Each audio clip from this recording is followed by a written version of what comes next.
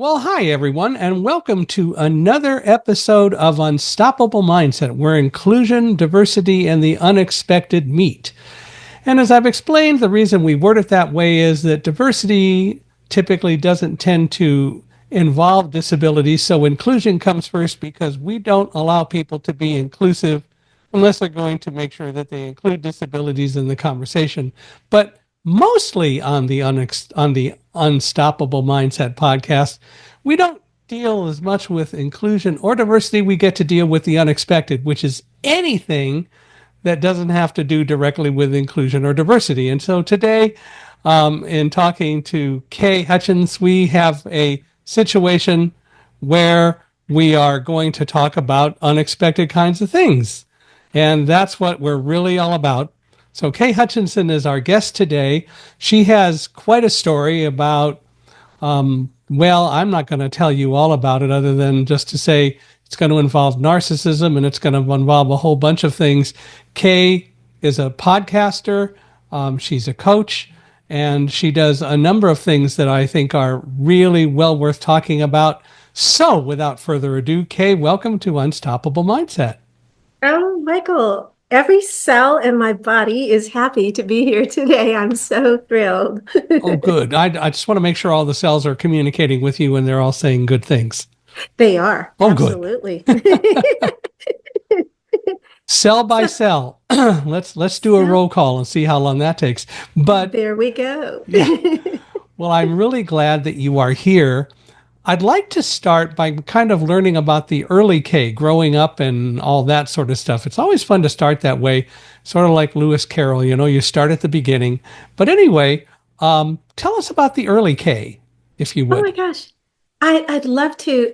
And Michael, what's exciting to me about that, with your show really focusing on diversity, when I look back to my childhood and I think about the various experiences that I had growing up as a biracial child in the 1960s, I am half Japanese and half African American against the backdrop of Malcolm X and at the Mm, time Martin Luther King and all of this different flow of change was happening as I came into the world. And I was born on the island of Honolulu, Hawaii, feeling very much connected to the vibrancy of that space and those islands and that roar of the power of the volcanoes.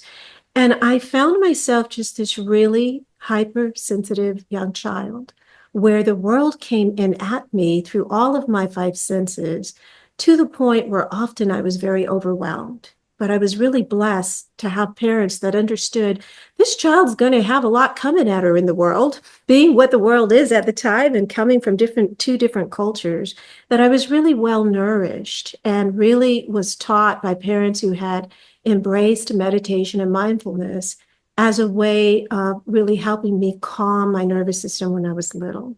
So I really had this beautiful childhood of being able to bounce between different cultures, the US culture and also living in Asia, but also coming face to face with things like racism, things like messages on a very large societal level that I did not belong anywhere, that I didn't fit. And so often I felt that the world outside of the safe space of my immediate family was a world that was very much overwhelming and felt as if it was not for me, that it was not very nourishing. So very early on, I had to learn how to kind of begin regulating and begin navigating a world that wasn't necessarily set up for someone like myself. well, yeah, it's interesting when you certainly have an interesting combination of parents, half African American and half Japanese. Definitely two different cultures in a lot of ways, but at the same time, they both recognize the whole concept of mindfulness. They recognize the value of meditation and finding a calming center, I gather, is what you're saying. Absolutely. My father was one of the soldiers that right after he came into the service in the 1950s that got assigned to Japan and was in one of the first all African American military police units. It had never existed before. Hmm. And so through his journey there, he actually ended up studying a lot of different forms of martial arts, as well as some of the healing arts like acupressure. So a lot of times people say, okay, you practice Chinese energy medicine. Oh, that must have come from your mother's side of the heritage. But actually, the first exposure to healing and energy came from my dad, as Hmm. he taught us martial arts and he taught us actually some of the flows of energy on how to heal the body. Because it's that idea that if you spar with a person, you're responsible for having to heal them if you injure them through the Yeah. sparring. So that was like my first exposure to really learning the system of energy medicine. And then on my mom's side, it's interesting. She grew up with parents that were Buddhist and Taoist in their philosophy as well. But at a very young age, in her late teens and early 20s, she was very curious about Christianity and began attending churches that were of a Christian nature. And that's how she ended up meeting my father. And so, this beautiful path of spirituality, learning about energy, and understanding how to navigate through a world that wasn't necessarily built for me was really at core of how we moved as a family. And I think that really formed the basis for developing a certain type of sensitivity to the nuances of differences and making those differences into superpowers. And that's really at the heart of what I do, not only as a healer, but and in my early career as a special education teacher, that really was one of the things that allowed me to recognize the value and power of children and help them to optimize their growth and development. So where did you grow up? Where did you live? So I lived in both countries. My father was Army, so we would spend some time in the U.S., primarily Texas, but we also lived part-time in California. And then we would bounce back over the pond to Okinawa, Japan. So I have a Hmm. lot of fond memories of both countries growing up. That's pretty cool. And it's, I find that people who come on this podcast who have had the joy of having the ability to live or having lived in different kinds of environments do bring some very interesting perspectives on each of those countries and just on life in general. And they tend to, I think, have a overall better perspective on what life is all about because they've seen more of it. And if they take the time to really think about life and all the things that they've seen, they come to value all of that a lot more. Absolutely. It's that process of being able to really delve deep into the subtle uniqueness of life through different lenses. And when you travel and when you get an opportunity to experience cultures directly, and you also have, a heritage that's very rich on an ethnic level, it really does allow the brain to see the world through many different facets. And I think that that really is what's needed in a world where, when we look at what's happening globally, there's rapid change. So those of us who have that experience of being able to bounce through all of these different experiences and take multiple facets, we end up being able to digest and are able to move through those experiences without becoming so overwhelmed as Yeah. so many people are experiencing today with all of the quantum leap changes happening so rapidly in our world. Oh, we are, and we're exhibiting, of course, in this country with a new president or a new old president. Um, Yes. we're seeing a lot of changes, and I think history is going to, at some point, decide whether those changes or the things that he's bringing about are good or not. And I think it's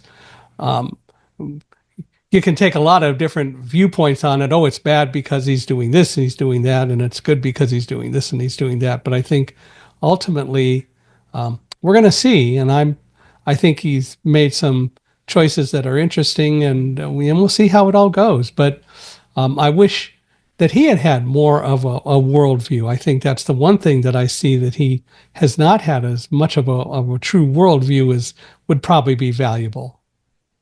And absolutely. And excuse me, that's really a concern in leadership, right?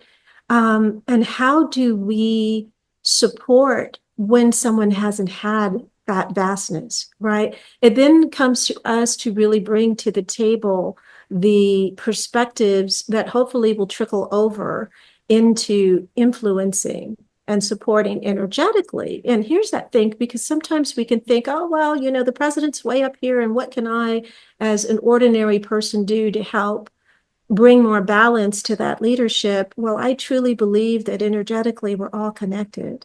So Hmm. that when each of us is embracing this more multifaceted perspective, and we're not just embracing it in our brains, but actually living that, integrating that into how we move, we create an energy that ripples out, that absolutely touches every other person on the planet. And why would it not also touch, people in positions of political leadership? So I believe that when we band together in that way, we do create change. Well, I think we all are connected. And I think that is something that most people haven't recognized. And the more they don't, and the more they decide they're an entity in of themselves, and there isn't that kind of interconnectionalism, the more it's going to hurt them more than anything else. But hopefully, over time, people will realize that we are all interrelated. Gandhi once said that interdependence is and ought to be as much the ideal of man, I guess, and woman, we should say, but he was quoting back in the day, much the ideal of man as a self-sufficiency. And I think that interdependence is all around us, and interdependence is something that we truly do need to recognize and embrace, because no one really is an island in of themselves. And that's true. And this is where the challenge is when we begin to start looking at energy vampirism and narcissism. We're dealing with individuals who do not have that capacity to really embrace the fact that they are energetically and importantly connected to other people. They're disconnected from that. So how they're moving through life becomes very centered, focused on only their perspectives and their experiences. And that's where it can be really dangerous, because when we're in the midst of people that are moving like that, we may not realize that we're actually losing energy to them. Mm-hmm. And so it's really important to take a look more than ever. Who is in your world? Are you surrounded by people that have an understanding of the value of connecting in with one another and truly having a fair exchange of energy? Or are you amid people that may be pulling energy from you in a one-sided way because they have wounds that are preventing them from really being full in their own perspectives and in their own energy fields? Well, and when you mention people who don't have the capacity, I wonder if it's true that they don't have the capacity or they've chosen to reject it. Well, I think that's the difference right there, Michael. When they've chosen to reject it, that's not pathological in terms of the clinical definition of narcissism. That could apply to anyone that has simply made that choice. Mm-hmm. But part of the clinical definition of narcissism is it is a person who doesn't have the choice. They're not capable because of early trauma in their lives during the period of time when they were attaching and beginning energetically to form bonds with other people, as well as psychologically and cognitively. Disruption happened, where it's no longer a choice for them. They're no longer able to say, I want to be connected or not connected. There is a disruption on a trauma level that prevents them from being connected. Is there a cure for that, though? Can people reverse that process? So as far as I know, in searching the literature and working with colleagues, and I also have background in psychotherapy too, there is not, quote unquote, a cure for that, but the damage is fairly deep. It's a matter of helping those individuals to manage the facets of their narcissism to minimize the damage. But are they ever disconnected from the intimacy that we have energetically with other human beings? That tends to still be pervasive, even with long-term therapy, psychotherapy. Yeah. Well, you, I know, and we'll get to it, have had some direct exposure and involvement with narcissism, but let's go back a little bit talking about you. Where did you go to college? I assume you did go to college. Yeah, absolutely. I went to the University of Texas at Oh, Austin. And okay. then later for graduate school, I went to the California Institute of Integral Studies for Counseling and Psychotherapy, but also Longevity Institute for all the energy medicine training. And Mm. I loved that they were the only program at the time in energy medicine, medical qigong, that had a relationship where the head of the school was the head of Stanford's integrative medicine department, and they were doing lots of things with looking at how energy healing impacts cancer and also how it affects the role of fertility. There was a famous Stanford IVF program, and what they were looking at was the idea that when women partook of Qigong and mindfulness techniques, they were able to successfully get pregnant at a higher level than if they did not. So it was a school that really embraced not only the science of energy, but also the spirituality of it as well. How do we develop and grow as beings that are souls in the world? And dealing with the practical application of it. Absolutely. Absolutely. So I often say that it was the place where shamanism met hardcore science and they There you go. merged together. And that's kind of a little bit of what people experience, Michael, when they work with me, because I'm one of the few holistic practitioners that says, come in the door and bring me your actual medical data. I want to see the scans. I want to see your blood work data before we ever do an herbal formula, before I ever prescribe a set of medical Qigong resets. I really kind of want to see what we're looking at and what's happening with you on a quantifiable level so that we can measure changes as we go along in the process of healing. Sure. Well, so you mentioned earlier special education and so on. What did you do after college? So in college, I was studying cognitive science as well as special education. I was fascinated by how people learn. And so my career began as a special education teacher.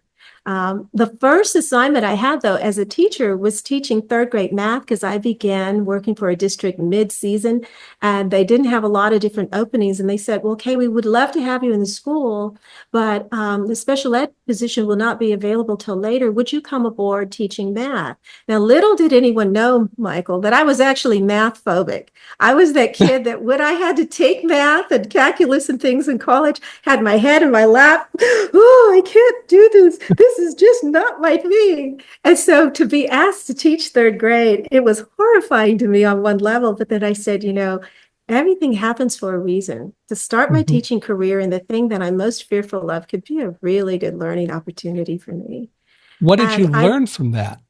Oh my gosh, I learned that the most important thing is creativity because I had to say, okay, where am I starting? These kids were behind. They were third graders. They were behind in learning multiplication. And so I said, you know what? There's a method to teach multiplication with cubes and blocks and manipulatives that actually leads them to being able to do algebra.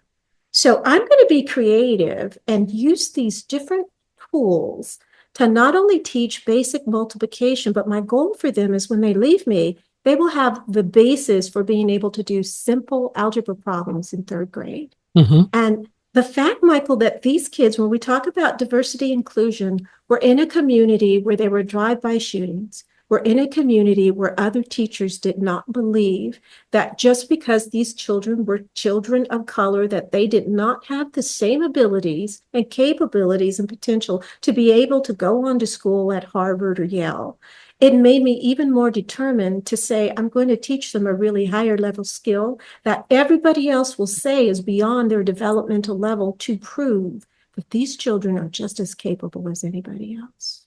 Yeah, and the reality is they have the capability, and it is something that just has to be encouraged. I know that when I was doing my student teaching, I was getting a master's degree in physics, so I did a little bit with math now and then, needless to say. And I was in the class one day. I was teaching eighth graders. I'm sorry, I was actually teaching high school freshmen, but there was an eighth grader in the class, and he asked a question. It wasn't, I don't even remember what the question was, but it wasn't a hard question. But for some reason, I blanked out and didn't know what the answer was. But what I said to him was, I don't know the answer. I should, but I don't. I'm going to look it up and I'll come back tomorrow and tell you what the answer is. Is that okay? Mhm. And he said, yeah. When the class was over, my master teacher, who was the football coach also, came up and he said, that was the most wonderful thing you could do. He said, kids will always know it if you're blowing smoke. If you're honest with them and if you tell them the truth, you're going to gain a lot more respect. And he said, that was the best thing that you could have possibly done with Marty's question. Well, the next day, I came back in with the answer. I went and looked it up, and it was as easy as it should have been, and I should have known. But I came in, and when the class was all seated, I said, "All right, Marty, I got the answer." And he said, "So do I, Mr. Hingson." I said, "Well, then come up here and write it on the board." One of the things that I did, not being a good writer, being blind, I just have never learned to have that great of handwriting. Mhm. I would always have a student write on the board, and everyone competed for that job every day. So that day, Marty got to do the job. And he came up and described it and said the answer. And I said, that's the same answer I got. And does everybody understand it? But it was so great to be able to interact with him. And it all started with being honest. And I think that's one of the best life lessons I ever learned, not only from being a student teacher, but just in general, that people know it when you're not being dishonest. They can sense it, whether they can articulate it, whether they know it consciously, they'll at least know it subconsciously if you're not being honest and direct with them. And so it's important, if you're going to truly earn trust, to have an honest relationship and as I put it, don't blow smoke at people. That's so true. I mean, the authenticity as an energy is so very transformative, and I love your story, Michael, because it reminds me too, when I was teaching, I too was honest with my kids. I just said, you guys feel scared of these problems that we have on our page. Your teacher was scared this morning and had her head in her lap crying, like, how am I going to teach this to you all? When we can be human with each other, when we are able to really just say what is real and in our hearts, it completely transforms the journey, because suddenly we recognize that we're all in the same space, and then we Mhm. can lock arms to really move through it together. But if the energy is not even, there's not a fairness there, and part of the fairness is transparency, then it creates a completely different flow that Yeah. isn't necessarily transformative, and it can create obstacles and blocks versus being that wonderful thing where your student got to bloom, you got to bloom, and I'm sure the entire class benefited from the authenticity of both of you bouncing off of each other, saying, this is the problem that I found, and this is, Mike says, here's how I solved it, and together you guys were able to really get that information across, I'm sure, in a way that got everybody inspired to think about how can they come about solving the problems Well, too. something like 15 years later, we were at the Orange County Fair in July, and this Mhm. guy with a deep voice comes up to me and he says, "Hey, Mr. Hingson, do you recognize my voice?" Well, there was no way. He says, "I'm Marty, the guy from your algebra class." Oh, wow. 15 years later, and it Look at was it that. was really cool. Yeah, and it was so great to have that opportunity to to talk with him again. And Right. we both, of course, had that same memory. But it is so true in general that honesty and connectionalism are so important. It's all about building trust. In my new book, Live Like a Guide Dog, we talk a lot about trust as one of the things that you can use to help learn to control fear. And specifically, I talk about in the book lessons I've learned from all of my dogs, my guide dogs, and so on. And one of the lessons that we talk about is that dogs may very well love unconditionally, but they don't trust unconditionally. And you do still have to earn their trust. They may Mhm. love you, but they won't necessarily trust you until they get to know you. And so with every guide dog, I have to start all over and develop a new relationship and learn their quirks. But the reality is they're learning my quirks as well. And what we Yes. do is we figure out how to interact and work together. And when we are both open to trust, and that's the other part of it. I have to be as much open to trust as the dog, because the way a previous guide dog worked and the things that a previous guide dog did Mhm. don't necessarily apply with a new dog. It's And so it's true. important to really be open to developing that trusting relationship. And it takes a while to develop, but when the relationship develops, it is second to none. And I wish it Yeah. were more true with people, but we're always worried about so many things, and we think about what's this person's hidden agenda. We tend not to Mhm. be open to trust. And the reality is, we can be just as much open to trust as we ever would need to be. That doesn't mean that we're always going to trust, because the other person has to earn our trust too, but we can be open to it. Absolutely. And, animals are such an amazing um, teacher to that process of developing trust. I love what you said, that they love unconditionally, but that not necessarily trust unconditionally. To me, that is such balance, because I often notice in my work there's a tendency, especially with empathic women, to overtrust, to trust too soon, Mm-hmm. to not require that others earn that trust. Mm-hmm. And so I think it's really an important piece to find that balance in being able and being open to trust, but not rushing the process to the point where we lose our boundaries in that. And I think Why when you interact with animals, you really learn how to do that well. why do you think so many women are too eager to trust and do trust too quickly?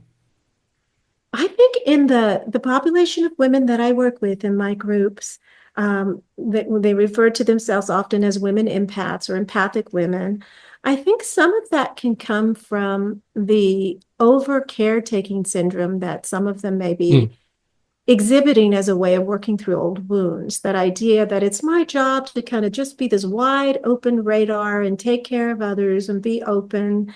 And they don't understand that it is absolutely part of self-care to regulate that openness, to Mm-hmm. have a filter, and to be able to give that piece of time to really see who people are. Because narcissists oftentimes are wearing a facade, may Mm-hmm. not necessarily see who they are in the early stages of an engagement. So by being open, but still having boundaries, which kind of, when your boundaries are respected over time, I think that's where trust really blooms. And by taking that time, then we're able to really make sure that we're in relationship with people where there is a fair exchange of trust.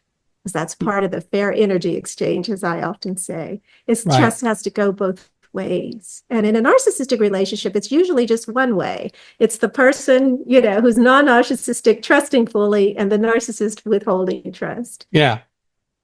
And you think that men are much more not open to the whole concept of trust than women? Not at all. I think men are beautiful in their heart spaces, just as open too. So I see men empaths exactly in that same space as well. Men that are natural givers who want to connect, they can often also get in that space of trusting too soon. So Mm-hmm. when my practice encompassed working with both men and women, that would be something that I would often kind of give guidance to in the dating process of give it time and allow somebody to earn that beautiful jewel of trust that is your heart, and allow yourself to also be discovered by the other person as someone who's trustworthy. Give it the space, because I've had beautiful men that were clients that absolutely got their hearts trampled and also got their energy siphoned by energy vampires just because they jumped in just so wholeheartedly so soon. Mm. So having that balance, being aware of the pacing of a relationship, and then again, going back to animals, because that was part of the thing that I did, Michael. Straight out of energy school, I worked with animals first and humans second. And I think that dance that we do with animals is really can be a framework or a model for how to move with humans too. because animals don't rush it. They're going to take their time in trusting you. They're going to check you out and notice what your quirks are and notice how you respond to them. It's not something they give right away. And so when you do earn the trust of an animal, whether it's a cat or dog, or in my case, I also worked with wild animals, it is really such a treasure, and it's cherished when it happens. Yeah, but and even wild animals are open to trust. Mhm. There are a lot of other things that you have to work through, but still the opportunity to develop a trusting relationship is certainly there. Now, I think that cats are more cautious than dogs Yes. about a lot of things, but they're open to trust. I know that Stitch, my cat, does trust me, but she is much more cautious and tends to react to noises and other things a lot more than Alamo, the guide dog, does. So there are issues, but there's a lot of love there, and there is a lot of trust, and that is as it should be. But again, I've had to earn that trust, which is the real important part about it. Yeah, it's definitely. And you speak about like the differences of dogs and cats too. There's a difference in the neurological sensitivity. Of course, with dogs too, it depends on the breed. Like for example, Chihuahuas can be very neurologically sensitive, so they Mhm. react to many things versus say like Labradors or other larger breeds of dogs, Shepherds and so forth. They tend to have a more steady neurological response to the world. So they make wonderful emotional support and other helper um, roles in our lives. But cats, they tend to, across the board, be pretty high strung neurologically, which makes Yeah, sense why they would be a little bit more skittish about that's trusting. why they're cats. Yeah, absolutely. It works. Well, how long did you teach? Well, I taught in public school, I think it was 3 years. Mm, I'm still a teacher. I just left the forum from a right. public school I became a writer for textbook publishers. So I created teacher guides. There was a lot of teaching in that. And then I also ran the only medical Qigong professional certification program that is a one-on-one apprenticeship program. And I ran that program up until the pandemic Mm. from 2008 or nine until the pandemic before I slowly shifted into just this really super niche of working with women on the journey of recovering from narcissistic abuse and really putting my full energy into that. I still get calls for people who want to certify with me. And so I'm still thinking about reopening the school, but it's been such a pleasure going down this road and journey of developing virtual journeys for women online and watching them bloom and seeing the transformation. So I always say that I'm ever the teacher. I never really left the profession. Everything that I do involves education and really helping people to optimize the way they learn as souls and as whole beings in the world. Well, and I think in reality, and I wish more people understood it, but I think we're all teachers. And Yeah. I know one of the things that I learned when I first was put in a position where I had to start selling professionally, I took a Dale Carnegie sales course. And one of the things that they talked about in that course was salespeople, the best salespeople are counselors, they guide, they teach, because you'll get a better understanding of your prospects and your customers. But that's what you really should be doing. And again, there's a whole level of honesty that goes with that. But the reality is, I think that all of us teach. I know a lot of blind people say, I'm blind. I am the way I am. I don't want to be a teacher. I don't want to have to educate people. Well, the reality is we all do that. In one way or Mhm. another, we're all teaching someone or bunches of someones from time to time. And the reality is teaching is so fun. Mhm. It is. And I love that you said that because we're always teaching people how to engage ourselves, just on that level alone. Or We're engage with constant. ourselves. Yes, absolutely. And when we know that and we bring joyousness to the process, right? It can be so transformative because when we're enjoying that process, we're going to go into those uncomfortable areas, right? That may be challenging or difficult. And often engaging with other people, you come up with new facets and perspectives that you otherwise would not have. Hmm. So I love the dance of learning and also in sharing too. My wife was a teacher for 10 years and always loved it when she did do special ed and so on. She was in a wheelchair her whole life, so she was sort of bent that way. But she loved teaching third grade. She thought that third grade was the best because when you start to get older than that, kids get more set in their ways, and when they're younger than that, they're just not there yet. She loved third grade, so I'm glad Third you grade started with is third grade math. third grade was really sweet. I went from there to early childhood. So, and then Ah, later I was tutoring at the university level. I had an opportunity to work as a tutor to actually mm. doctoral foreign students who needed help with writing skills and things like that. So I really have enjoyed that full spectrum, just as I enjoy working with clients that come from vast differences in their backgrounds and taking the journey into to learning more about holistic ways of moving. So Well, it's a you've lot of fun. Oh, it is, and It I think is. life in general is a lot of fun if we would just approach things the right way and not let everything upset us. We have a much better life in our own world. Definitely. Absolutely.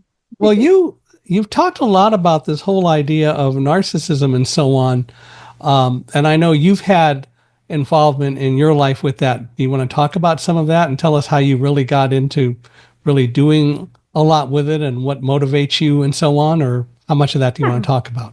Oh, definitely. Well, Okay. I would have to go all the way back to, experiences with racism that I experienced as narcissism. I'm not saying that every person who has racist thoughts or beliefs or patterns are narcissists, but many narcissists are racist.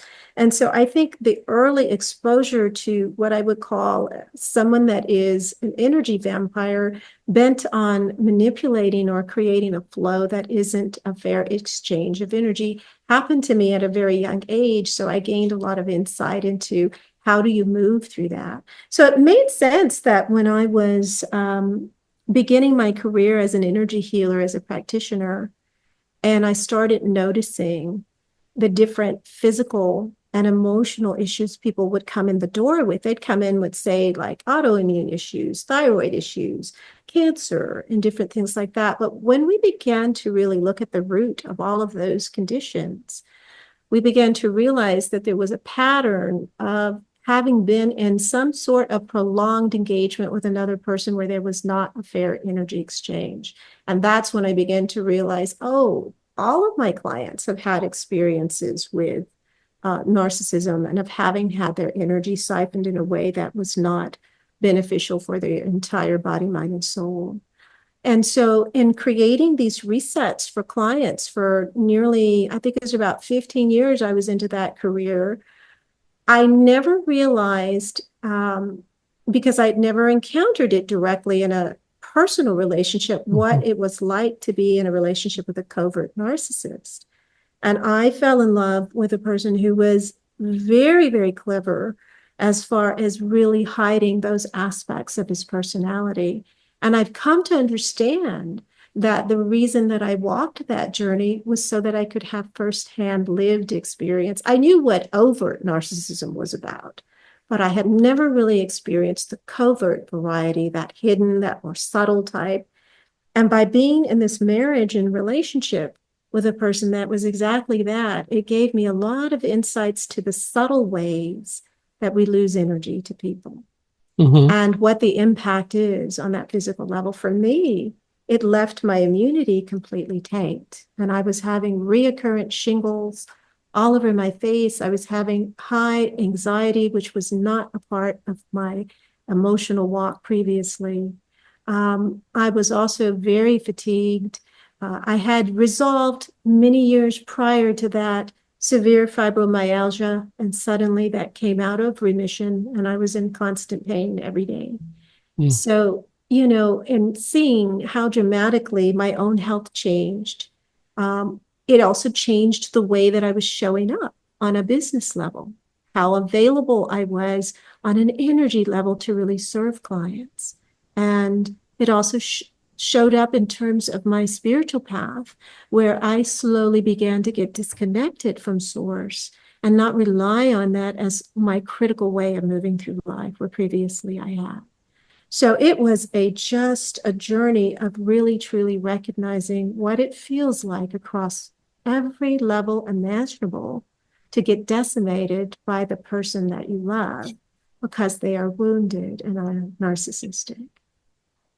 What finally happened that made you realize what was occurring and caused you to decide to deal with the whole issue? Well, it wasn't just one thing, Michael, because he was a subtle narcissist. My understandings of what was happening came about gradually. But the thing that really stood out in my mind that made me say, you know what, I absolutely need to get out of this relationship was when I went to caretake an aunt that had stage 5 stomach cancer. And I had previously was in the role of caretaking his mom when she had metastatic blood level cancer. It was a form of leukemia.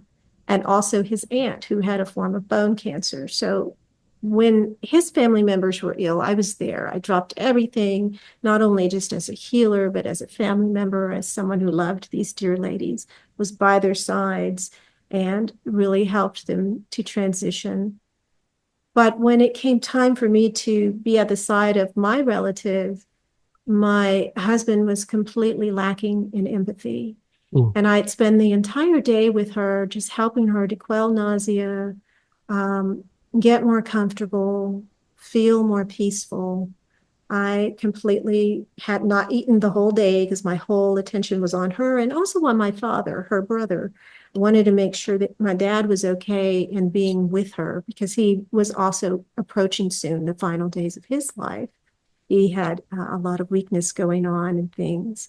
And I returned home and I was just exhausted. And I said, honey, let's go out for dinner and let's go out and do something kind of fun because that's what I am. When I give a lot on that heavy level, I like Yeah. to shift over to something light. And I was met with, I don't want to go anywhere. Why do you always want to go out to dinner? And he just started kind of yelling at me. And I realized, oh, wow, just even on a pure nourishment level, I need food because I haven't eaten all day. This is somehow becoming a challenge. And I ended up going out to dinner by myself at a time when I was really super vulnerable, about ready to lose my last living aunt in the States, and thinking, what am I doing in a relationship where merely asking to be fed, not even emotionally, is a challenge? And I Yeah. said, he can't even literally feed me. And I knew there was no fixing that, even though we had gone through counseling. It's like, no, this is just not going to continue. I have to Yeah. leave. Right. So that was a So, critical moment in my life of just, and that's what I would say to everybody in the audience. Ask yourself, are you being fed well? Are you being well nourished by the person that you're in that relationship with? Because s- narcissists are not capable of nourishing you. yeah. So what happened? I mean, you realized what was occurring. What did you do? So at that point, we had been in counseling. So I got on the phone with our counselor and I said, I really need your safe space the next time we come in because I need to have a conversation about divorcing. And I Mm-hmm. really need to make sure that I'm moving through this safely and with the proper support around me. And that's really, really important because if your audience members are in relationships with narcissists who have never been abusive, they need to understand that there's a high likelihood of them becoming physically abusive when they decide to leave. Mm-hmm. And so it's really important to make sure that that conversation is happening in a safe space and that there's enough support around to keep violence from escalating even if you've never seen that person in that more physically abusive space, it needs to be considered. So you talked to your counselor about that, and then you I assume had a session where you dealt with some of those issues. Absolutely. With the safety of the counselor there, we were able to map out a strategy. But silly me, Michael, I thought, well, we have an agreement that we need to go our separate ways. We're two adults. We can do this peacefully. It's not complicated. We lived in the state of Texas. It's not hard to do. And so we said, we'll just go to a mediator and everything will be fine. They'll do up the paperwork legally. We'll sign. We'll go our different ways, wish each other well, take what we each learned from this and move on with our lives. Hmm. So it seemed a simple thing. But at the very last moment, when we were scheduled to see the mediator attorney gets a call from a lawyer that I didn't know he even had, saying, "Oh, my client can't come into this mediation without me being present because he's represented." And it was a bulldog attorney that was known for just rolling over the other person. And I went, ah. And so I got dragged through nearly a year and a half legal battle that really didn't need to be there. But I was very blessed in connecting with an attorney who specialized in helping people divorce from narcissists. And Mm. she was able to say to me, "Kay, I know you have important healing to do for yourself, but also for the clients that you serve. Let me take this over and you go do you. And I'll just ting you whenever you need to sign something." And she just completely took it over for me so that I could move on with my life and decide, what did I want to create in the new phase of my life? But not everybody has that ability to No. kind of really lock arms with attorneys that are highly skilled in dealing with narcissists, because the narcissist will weaponize the legal system if they're allowed to do that. Hmm. And it can drive up costs. It can be exhausting on many different levels. And so it's really important. If you can't afford to have an attorney that has that experience, there are many blogs and many places where you can connect to get that support, even if you're working with an attorney who is less experienced with Right. narcissists. Yeah. But eventually you were able to deal with it, and I'm sure that it was incredibly traumatic. How long ago did all this occur? Oh, this was occurring in 2018, Ah, 2019. okay. So Yeah, it's so not been it's all been a that while. long. Been six Yeah, years. Yeah. 6 years, absolutely. And I often say that when you're going through an experience after having been around someone that second guessed your reality, that we will tend to second guess our own reality Yeah. too. And so one of the things I think that really helped me on a mindset level was continuing to ask myself, well, what do I really feel? What do I really think? What do I really Exactly want? right. Exactly Right? right. Yeah. And reconnecting with that, because I had been separated or disconnected from things that were really vital and important to me because he had said that they were not important, or perhaps I was overreacting or being too sensitive, that I began to discount those things within myself. So it Hmm. was really this journey of really allowing myself to truly come back into valuing all of the things that were really important to me. To you. Yes. What, you know, narcissism is an interesting subject. What is maybe one thing that, so not, well, let me go back. Narcissism certainly deals a lot with emotional issues, and there can be physical issues and so on. But what's maybe the one thing that you've seen in your work that most people wouldn't associate with a narcissistic person or narcissistic behavior? I think the one thing that people don't really put enough of a spotlight on is that they are energy vampires. They create an energetic disruption across the 5 areas of ourselves that are absolutely critical for our physical health, for our emotional stability, and our soul growth. So we're talking body, mind, and soul disruption. Oftentimes the talk is on the psychological or the emotional disruptions, or if there's a physical abuse component, it might be on that level. But it's really very rare that we are really associating that idea of energy vampirism, of energy, of being a predator on an energetic level with narcissists. And so that is really core, because until we start to heal the energetic damage that has occurred, we end up staying in a state of struggling for years with emotions that may be all over the place. Felt it in myself. I see it in my clients, anxiety, depression, that feeling of being on an emotional roller coaster. And then all of the physical health issues that go along with it, whether someone experienced physical abuse or not. And Hmm. then that soul disconnect. Energetically, we have to have, I often say, energy tanks. We need to have all five of our energy tanks full in order to have a relationship with Source that is evolving, that allows us to transform and elevate ourselves on that spiritual level. And so, if we're damaged across our five energy tanks, we will find it difficult to really connect in with a power that is higher than ourselves. Tell me a little more about this concept of the five energy tanks, if you would. Absolutely. That's my own wording, but Uh-huh. really, it's the language of Chinese energy medicine that's over 2,000 years old, built on the idea of the five elements. Whether you're an acupuncturist, an acupressurist, whether you're a martial artist, everything flows along the five elements in terms of Chinese energy medicine. And the five elements are a system that helps to explain the relationship between our emotions, the different states of our emotions, our physical selves, and the way that we grow as souls. So I often say, that there's five tinks. John Gray made that comparison back, I think it was in the 80s, when he wrote about the different tanks that people need to have filled in their lives, like relationship tanks and the self-care tank and all of these different things.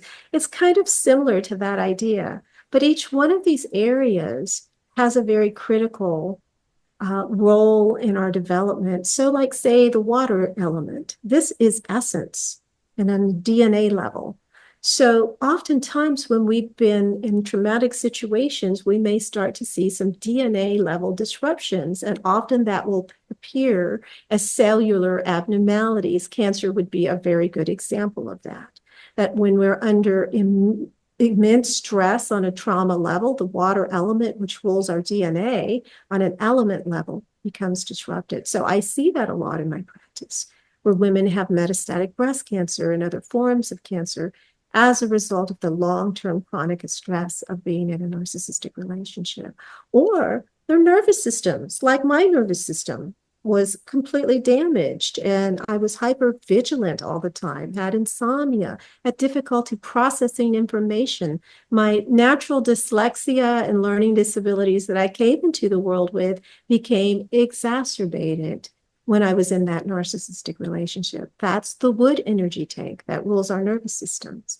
So there's a tank for each aspect of ourselves that gets impacted by the experience of being in a relationship where the energy exchange is not mutual and fair.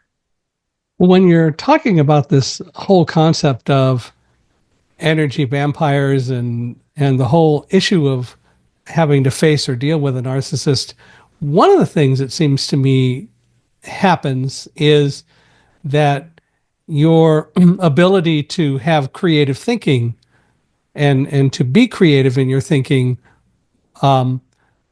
goes down, and the result is that you're again you're sucked into something that you really shouldn't be sucked into, but you've lost some of the clearer thinking that you would normally have. How do you deal with that, and how do you get that back? Absolutely. But when we start to look again at the elements and how that shows up for creativity, our metal element has to do with our ability to feel safe and shielded. We can't be creative and stretch into areas that are unknown if we're not feeling safe. So, beginning to do resets where we begin to visualize the shielding around ourselves being restored can be very helpful to beginning to settle that sense of, oh, I'm not safe. And so there's specific breath work and energy resets that we do to really help to get that foundation of safety before we even begin to restore other aspects that affect creativity. The next thing that we have to do, Michael, is really, once we're feeling safe, we need to be able to center ourselves, because if our thoughts are scattered all over the place, our energy is all over the place, it's hard to get centered to bring the focus that is also a part of being creative. So the earth element is what allows us to begin to ground and calm ourselves, begin to focus and collect all of these different thoughts that we may be having and feeling so that we can harness them in a creative way to go forward.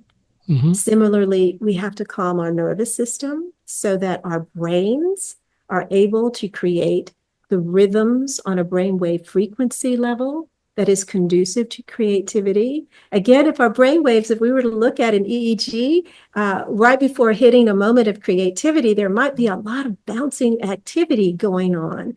And it's only when that activity begins to settle and calm that we then are able to implement and bring forth something that is creative.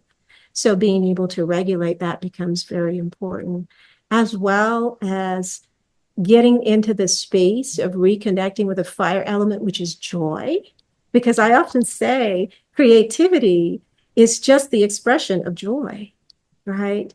When we are in that joyous state, it's amazing how many different ways our brains can move to come up with something that is unusual, innovative, out of the box. And so the restoration of the fire element, tank, passion, joy, all of that feeds in to the creative cycle. And then last on that water element, that essence level, right? Creativity comes from a deep well that we have as humans. When we're able to tap into that, we not only tap into a level of creativity that is not only unique to us as individuals, but we tap into the collective of the human creativity and consciousness. And so that allows us to ignite what we're doing in many creative ways. And this is why, as women heal these areas, Michael, they go out and do incredible things. They're able to go out and start new businesses. They start new careers at the age of 50 in their passion areas that they never thought that they would have done. They're able to take trips and go and pursue things that once they were fearful of, but now they are excited to open up themselves up to trying new things in new ways. And so, you know, the restoration of creativity is very much a part of the core of recovering from narcissistic abuse, because that's the one area that most people don't think about too. Going back to your earlier question, that truly gets impacted when we go through a narcissistic relationship. Yeah. Well, you have obviously been through a whole lot. What allowed you, or how were you able to keep, I guess, what we would call an unstoppable mindset through all of the things that you went through? What drove you, if you will, to be able to succeed? I think it's exactly what we've been talking about. Having the practices that allowed me to refuel those 5 tanks allowed the highest level of energy to kind of flow through my brain to keep that mindset in that positive area, to keep me motivated and passionate. When you're working energetically to restore yourself, the mind comes along. It's not the thing, you know, a lot of people say, well, you got to change your mindset first. And I believe there's value in that. But guess what? When you change your energy first, there is no possibility of the mind flowing into negative spaces to hold you back, because your energy is creating this vibration that then fuels the thoughts that keeps you moving. And that's really the life that I've led. And when I find in moments that I may be falling into a place that is challenged on that mental thought level, I do my energetic practices, and boom, immediately there's a shift from either a sad state to a state of feeling resilient, from Mm-hmm. a fearful state to being brave and courageous to say, hey, I'm going to just jump into this deep end of the pool because that's what I'm afraid of. And that's what I need to do. And trusting, going back to trust, that there's going to be tremendous growth and benefit. The So mo- it's not that hard. no, but the other part of it is the more of that you do, the more you do the introspection, the more you analyze yourself, you think about what we're talking about here, the more that you actually go through the process, in a sense, the more you do, the easier it becomes, or the more efficient you are at doing it. And the result of that is that you become better at it. And so you're able to gain that control The whole issue of resilience is something to practice, Mhm. but it is something that you have to work at. I made a video recently where I talked about emergency preparedness, and I said most all of us don't prepare for emergencies because what we don't do is we don't prepare our minds. Oh, we can create a plan so that if there's a fire, we can grab a go bag or whatever. But how do we really prepare our minds? And that is something that we need to do a lot more of than we do today. Absolutely. And the idea, Michael, that it doesn't take like long stretches of meditation. People have that myth in their minds to prepare yourself and be mindful when there are circumstances unfolding that may be crises. By taking bite-sized moments, I teach 5-minute resets to reset the brain and reset the mind. And you do enough of those over time. Then when crisis hits, you have a whole well of cultivation Mm-hmm. to draw from. And Mm-hmm. that really ends up carrying you through whatever that crisis is. And I love that. It's not enough just to prepare our minds cognitively for things. We must prepare ourselves from that deeper space energetically so that when we're in the middle of things, we're not pulled so far off of our center that we forget that beautiful plan that we made. Right. Exactly right. And the reality is it all does work together. Well, what's the one thing maybe that would surprise people if they knew it about you? Oh gosh, How's that for that's a a good hard thing. question? I think the one thing that most people don't realize about me is that I am a martial artist because most people think of me as just that healer that brings that comfort and that level of soothing that I'm known for. And most people don't realize that there's a really strong warrior inside of Kay. And I think we need to be able to embrace the warrior within ourselves Mm-hmm. and marry that to our peaceful, meditative selves. That the joining of both of them, I think, is really what makes me one of the strongest beings on this planet. And that is as good as it gets. So, have you written any books? So, my book, The Five Elements Healing, a practical guide for reclaiming your essential power, is currently being reworked. So, you will not find it on Amazon at this time, but watch for it in a few months because we're completely redoing that. And then also, I've contributed to Redesign Your 9 to 5 Advice and Strategies from 50 of the world's most ambitious business owners and entrepreneurs. It was compiled by Bridget McGowan, and that one you can find on Amazon. And I was so blessed to create the chapter on how to create a soul-based business, one that really allows you to develop what Michael and I are talking about, the unstoppable mindset as a critical way of moving through what you put out into the world as a business owner. Well, I definitely want to hear about the new book or the reworked book when it comes out. So, you have to let us know. Oh, absolutely. How do people reach out and get in touch with you if they'd like to learn from you, use your services, and so on? How does that work? Absolutely. On your show notes, people can get in touch with me through the website that's listed in the link, and they can find out about the latest healing journeys, which I'm so excited, Michael, because we have a live free healing session coming up on February the 9th at noon Central Standard Time. I do these regularly to allow people that opportunity to begin to experience healing the 5 energy tanks that narcissists destroy through a soothing distance healing to see if they are ready to take other journeys with me. So that's probably the best way is to visit the website. And I know it's right there on your show It is notes. in the notes, but go ahead and say the website if you would. Absolutely. And the website is aikihealing.com. Easy to remember, aikihealing.com. There you go.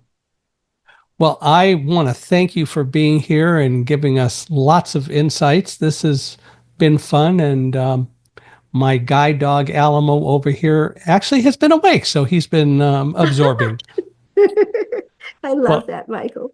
but seriously, I want to thank you for being here. This has been fun. aikihealing.com. So go to it. And I am sure that there are insights and good thoughts that Kay can guide you with. So I hope that you will all visit her site and so on. I want to thank you for being here with us, Kay, but also all of you. I want to thank you for being here. I hope that you have found this rewarding and worthwhile. I have. And I want to thank you for being with us. Love to hear your thoughts. Please feel free to email me at Michael, Michaelhi, at accessibe, accessibe.com. Love to hear what you think and your thoughts about it. If you have any guests for our podcast, I would really appreciate it if you have any thoughts of people who ought to be on, that you let us know. Same email address works. You can also give us, if you would, wherever you're listening, a 5-star rating on the podcast. We really appreciate your ratings and your thoughts. And you can visit our podcast page at Michael Hingson, MichaelHingson.com/podcast. So one way or another, hope to hear from you and that you'll stay in touch with us. And Kay, one more time, I want to thank you for being here. This has been absolutely wonderful. Yeah, thank you, Michael. Hugs, hugs, hugs.